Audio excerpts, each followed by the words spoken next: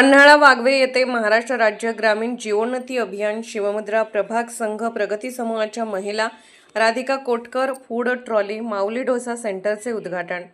पन्हाळा वाघवे महाराष्ट्र राज्य ग्रामीण जीवोन्नती अभियान अंतर्गत राधिका कोटकर शिवमुद्रा प्रभाग संघ आणि स्फूर्ती ग्रामसंघामार्फत प्रगती समूहातील राधिका काटकर या महिलेला उमेदवार फूड ट्रॉली या उद्घाटन प्रसंगी उपस्थित मान्यवर पंचायत समिती सदस्य शोभाताई पाटील तसेच ग्रामपंचायत सरपंच राजश्री उधाळे, ग्रामसंघाच्या सर्व पदाधिकारी, सर्व केडर आणि गटातील सर्व महिला उपस्थित होत्या।